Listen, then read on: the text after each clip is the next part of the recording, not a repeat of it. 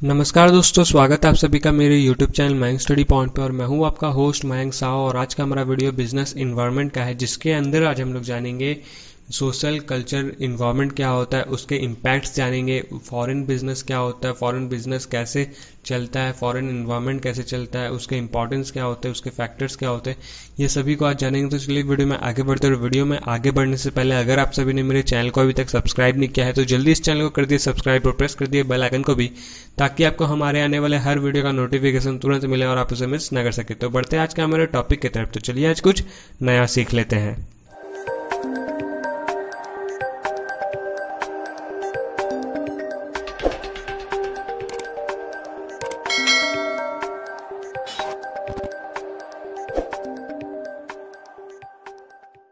अब बात करें यहाँ पे सोशियो कल्चरल इन्वायरमेंट की, तो यहाँ पे हम लोग देखने को मिल रहा है कि सोशल का मतलब होता है समाज, कल्चरल का मतलब होता है संस्कृति, इन्वायरमेंट का मतलब होता है परिवेश। अगर इन तीनों को मिला के रखा जाए तो ये एक बिजनेस बनता है। बिजनेस इसे ही फॉलो करता है। कोई भी बिजनेस जब चलता है तो इसे ही फॉलो करता है कि उसके आसपास के समाज के जितने भी लोग हैं उन लोग का संस्कृति कैसा है, वहाँ का परिवेश कैसा है, वहाँ का रहने का, खाने का, पहनने का, घूमने का ढंग कैसा है, वहाँ पे लोग क्या ज़्यादा पसंद करते हैं, क्या पसंद नहीं करते, वो जानकर ही वो अपना बिजनेस वहाँ पे चलाते हैं। तो यहाँ पे हम लोग पहले उसका कॉन्सेप्ट क्लियर करते हैं। The social cultural environment of A business is customs and value with direct business practices. तो सोशल कल्चर इन्वायरमेंट जो है वो एक कस्टम है, वो एक वैल्यू है, वो एक पब्लिक का बिलीफ है, और वो एक प्रैक्टिस है, बिजनेस प्रैक्टिसेस है जो डायरेक्ट सोशल कल्चर इन्वायरमेंट से रिलेट करता है। और ये साथ में एक डेमोग्राफिक कैरेक्टरिस्टिक भी है कि इसे जो भी बनाता है, इस कल्चर को जो भी बनाता है, इस कल्चर से रिलेटेड बिजनेस जो भी बनाता है, उसे हम लोग लीडर कहते हैं। उसे characteristic of its leader as well as their leaders, या फिर उन संस्कृति का लीडर भी कहते हैं। This can be evident in the company vision and mission statement. और ये एक एविडेंट भी होता है किसी भी कंपनी का विजन और मिशन बनाने में। ये एक मिशन स्टेटमेंट होता है कि हाँ, मुझे ये कल्चर के लोगों को प्रोवाइड करना अपना प्रोडक्ट, इस कल्चर के थ्रू ही हमको अपना बिजनेस आगे बढ़ाना है। जैसे कि अगर हम लोग इंडिया में बात करें तो इंडिया में साड़ी का, सूट का, सलवार का, ये सभी का प्रोडक्शन ज़्यादा होता है। अगर वही हम लोग अगर बाहर देशों में जाके देखें तो वहाँ पे साड़ी और सलवार सूट जो है वो बहुत ही कम लिमिटेड बनाया जाता है कि वहाँ पे जल्दी कोई पहनना इसे पसंद नहीं करता। लेकिन यहाँ पे सभी फैमिली में साड़ी, सूट, सलवार ये पहनते हैं। तो यहाँ पे यहाँ का जो प्रोडक्शन है वो ज़्यादा प्रोडक्ट करता है। ये साड़ी संस्कृति को ज़्यादा लेकर आगे चलता है। तो यही होता है। फिर the value of A company is reflected in its social cultural environment policies. फिर ये इनका जो कंपनी का वैल्यू है वो रिफ्लेक्ट करता है environment policy, social cultural environment का पॉलिसी से। For example, A company with a strong family focused culture while provide more employee benefits focused on this value, this company can offer flex time, maternity leave and day care services or discounts for both its employees, flex time both father and mother। तो यहाँ पे क्या होता है, जैसे कि कोई company होता है, उसके अंदर जो एम्प्लॉयज़ काम कर रहे होते हैं तो वो भी एक फैमिली की तरह हो जाता है। उनका भी कल्चर एक फैमिली की तरफ हो जाता है।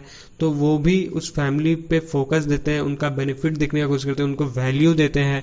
फिर वो उनको एक टाइम देते हैं कि हाँ, वो अपने फैमिली के साथ रह सके हैं। उनको मैटरनिटी लीव मिलता है कि हाँ, मेरा तबीयत ख़राब है तो मैं ठीक हूँ, या मुझे अपने फैमिली के साथ मिलने जाना है, या फिर अगर किसी का फैमिली गांव में रहता है या दूसरे शहर में रहता है वहाँ जाना है।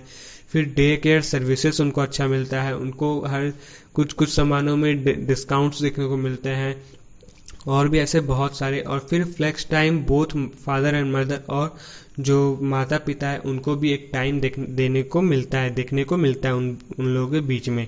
फिर यहाँ पे हम लोग तो अब कॉन्सेप्ट क्लियर कर लिया। अब हम लोग बात करते हैं इसका नेचर और कॉन्सेप्ट हम लोग अच्छे से क्लियर करते हैं। तो कल्चर में be defined as the complex whole which consist of customs, attitude, beliefs and value of a society. It is the total weight of life of people। जैसे कि मैंने आपको ऊपर बताया कि cultural environment, social cultural environment जो है वो बहुत ही कॉम्प्लेक्स टाइप का है, और ये कंसिस्ट करता है custom, attitudes, beliefs and values of society, कि वो सोसाइटी, जिस सोसाइटी में वो ऑर्गेनाइजेशन बना है उसका वैल्यू क्या है, उसका बेनिफिट वहाँ पे क्या मिल रहा है, उन लोग का बिलीव क्या है, उन लोग का कस्टम क्या है। और यही होता है लाइफ ऑफ ए पीपल, और यही सही रास्ता होता है कि पीपल का लाइफ समझने का।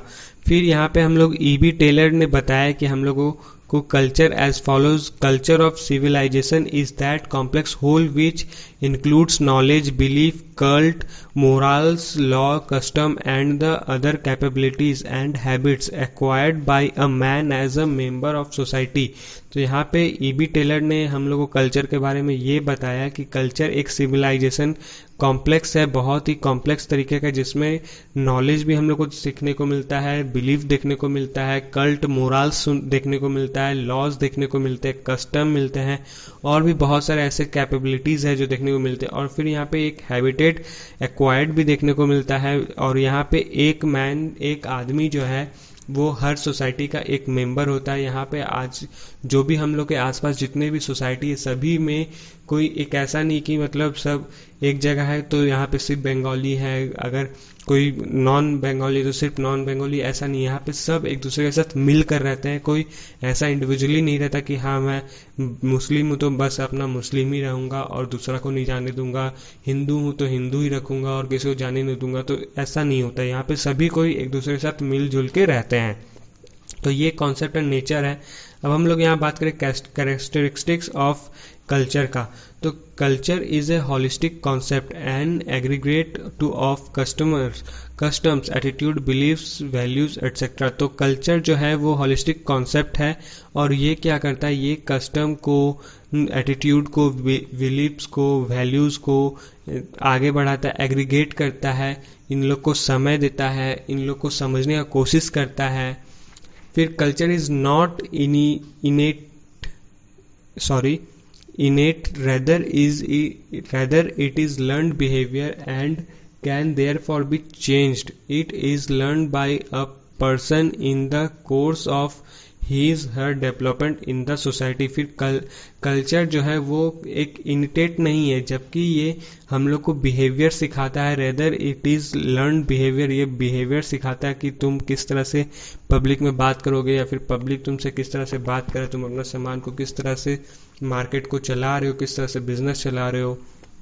और ये चेंज भी लाता है किसी भी पर्सन को समझने में, सीखने में, ये और भी आपका वैल्यू बढ़ाता है, आपका सोसाइटी डेवलप करता है कि आप किस सोसाइटी में रहते हो, तो आपका वो डेवलपमेंट भी होता है उसके अंदर। फिर culture is the outcome of social interaction among people over a period. फिर इंटरेक्शन, ये सोशल इंटरेक्शन जो होता है कि कल्चर जो है वो एक दूसरे से जोड़ता है, एक दूसरे के साथ, हर आदमी के साथ एक टाइम पीरियड पे एक दूसरे के साथ जोड़ता है, एक दूसरे का फीलिंग समझता है। यही होता है culture is the outcome of the social interaction.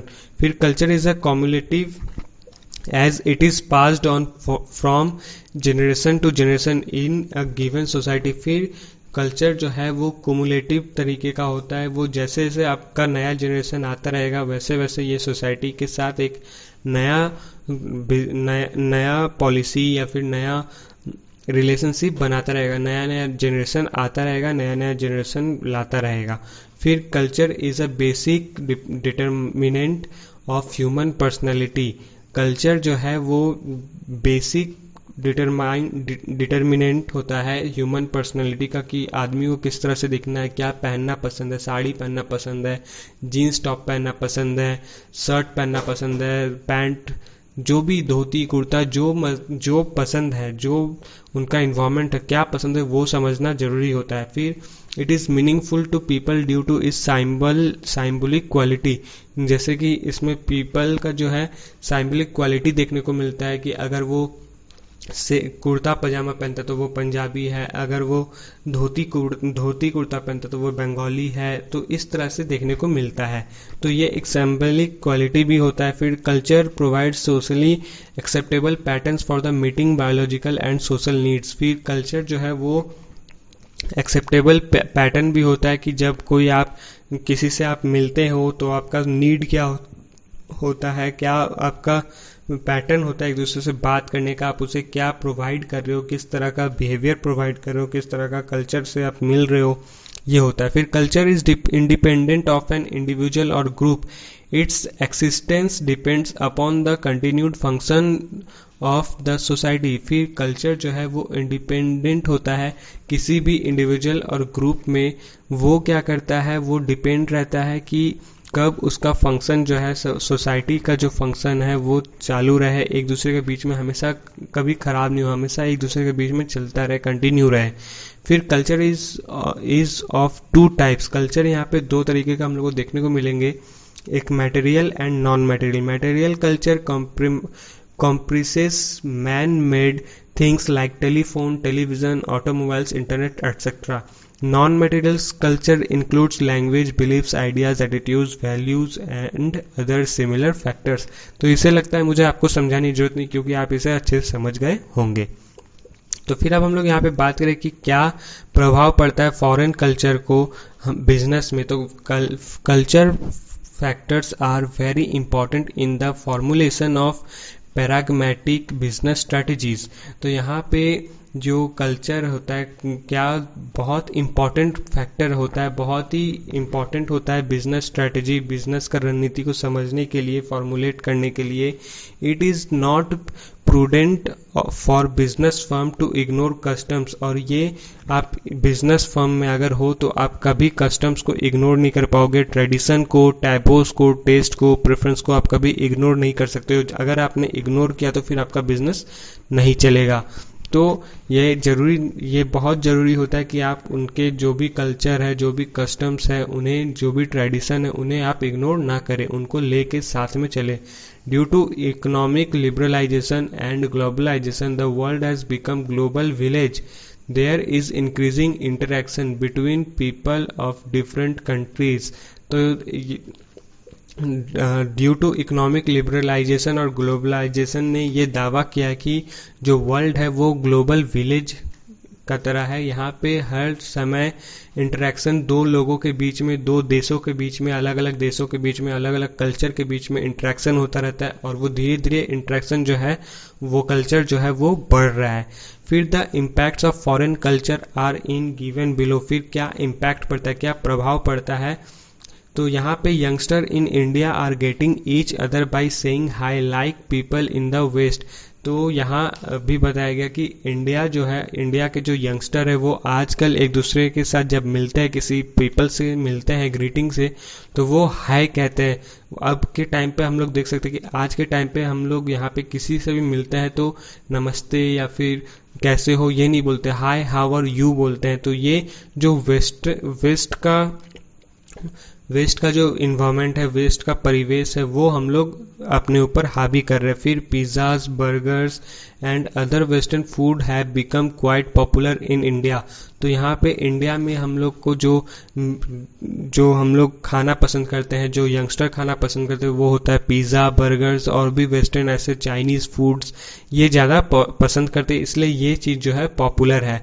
तो फिर यहाँ पे Valentine Day on 14th February every year is celebrated widely and firms like Archies are doing brisk business of selling cards. फिर यहाँ पे क्या होता है कि जैसे कि हम लोग इंडिया में, जैसे कि इंडिया नहीं, अक्सर अधिकतर सभी जगहों में कि 14 फरवरी जो वैलेंटाइन डे है वो हर साल सेलिब्रेट किया जाता है बहुत ही शानदार तरीके से, जिसमें बिजनेस जो है अपना बहुत ही अपना काम को, जो अपना प्रोडक्शन को, अपना बिजनेस को सब आगे बढ़ाते हैं।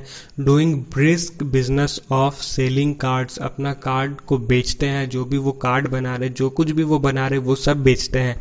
Western music and Hollywood movies are very popular in our country. India में western music, Hollywood movies, western musics ज़्यादा पॉपुलर होते हैं फॉरेन कंट्री के अपेक्षा, फॉरेन कंट्री से ज़्यादा। जैसे कि हम लोग यहाँ पे जानते हैं कि इंडिया एक ऐसा जगह है जहाँ पे अगर विदेशी कुछ भी सामान आता है, जैसे कि अभी पबजी का टाइम है, तो जब पबजी सब खेल रहे तो पबजी इतना ज़्यादा पॉपुलर है, जितना वो अपने देश में नहीं होगा उससे ज़्यादा पॉपुलर, उससे ज़्यादा पैसा, वो सबसे ज़्यादा पैसा जो भी विदेशी कंपनी आता है वो सबसे ज़्यादा पैसा इंडिया से कमाता है, क्योंकि इंडिया में कुछ भी चल सकता है। इंडिया में सबसे ज़्यादा पॉपुलर यही सब होते हैं, इंडिया सब ऐसे ही चलता है। इंडिया में बिजनेस इसलिए इतना ज़्यादा फैला हुआ है फॉरेन कंपनी का। Chinese foods is becoming popular. Chinese food, जैसे कि मैंने आपको बताया कि चाइनीज़ फूड भी यहाँ पे पॉपुलर होता है। The impact of foreign culture is increasing as more people travel abroad and interact with foreigners. Internet, multinational corporation, growing foreign trade, other means which are contributing to the impact of foreign culture। तो यहाँ पे एक impact पड़ता है foreign culture में कि उनके जो लोग हैं, वहाँ के जो लोग हैं वो abroad जाना पसंद करते हैं। उनका कल्चर धीरे धीरे सब जगह बढ़ रहा है with foreigner. Inter multinational corporation हो रहा है, ग्रोइंग फॉरेन ट्रेड बढ़ रहा है। Means which are contributing to the impact of foreign culture, यानी कि हम लोग जैसे कि कहते हैं अंग्रेज को गए हुए 78 ईयर्स हो गए, लेकिन हम लोग के अंदर से अभी भी वो अंग्रेजीपन जो है नहीं गया। हम लोग अभी भी उस चीज़ को पसंद करते हैं और उस चीज़ के लिए आगे बढ़ते हैं और आगे बढ़ते रहते हैं। तो यही होता है। फिर आता है यहाँ पे few examples of the impact of foreign culture of business practices are in given below. तो ये वीडियो का लास्ट पॉइंट है बट लीस्ट नहीं है। तो यहाँ पे हम लोग को बताया गया है कि जो क्या क्या इम्पैक्ट पड़ता है कल्चर ऑन बिजनेस प्रैक्टिसेस में, फॉरेन कल्चर में क्या इम्पैक्ट पड़ता है। तो Indian companies adopting international accounting standards. तो इंडियन कंपनी जो है वो इंटरनेशनल अकाउंटिंग स्टैंडर्ड्स को अडॉप्ट कर रहे हैं just in the time and other more efficient techniques of inventory control. फिर कुछ टाइम में ही इन्होंने बहुत सारा टेक्निक्स, बहुत अलग अलग तरह का टेक्निक को जो है कंट्रोल कर लिया है। Flex time and other more new practices of human resources management. फिर इनके पास फ्लेक्स टाइम भी रहता है, न्यू प्रैक्टिसेस, नया बिजनेस चलाने में ह्यूमन रिसोर्स मैनेजमेंट का इनमें बहुत अच्छा काम होता है, बहुत अच्छा वर्क होता है। फिर social responsibility and business ethics idea. फिर इसमें सोशल रिस्पॉन्सिबिलिटी का भी हाथ बहुत रहता है, बिजनेस एथिक्स और आइडियाज़ भी इनके पास बहुत सारे होते हैं। Improvement in corporate governance practices. फिर गवर्नेंस प्रैक्टिसेस भी इसमें बहुत सारा होता है, तो इसमें इम्प्रूवमेंट भी होता है। फिर new accounting and financial practices, नए अकाउंटिंग एंड फाइनेंशियल प्रैक्टिसेस होते रहते हैं। Customer relationship management practices. फिर यहाँ पे एक कस्टमर के बीच में रिलेशनशिप कैसा है, मैनेजमेंट क्या कर रहा है, वो प्रैक्टिस भी होता रहता है। तो दोस्तों आज के लिए बस इतना ही। उम्मीद करता हूँ कि आप सभी को मेरा वीडियो पसंद आया होगा। तो जाते थे वीडियो को लाइक करें और अगर आप चैनल पर न्यू हैं तो चैनल को सब्सक्राइब करें, प्रेस करें बेल आइकन को भी, ताकि आपको हमारे आने वाले हर वीडियो का नोटिफिकेशन तुरंत मिले और आप उसे मिस ना कर सके। तो बढ़ते हैं, तो मिलते हैं हमारे अगले वीडियो पर। तब तक के लिए जुड़े रहें मैंग स्टडी पॉइंट के साथ। वीडियो को पूरा देखने के लिए आपका बहुत बहुत शुक्रिया।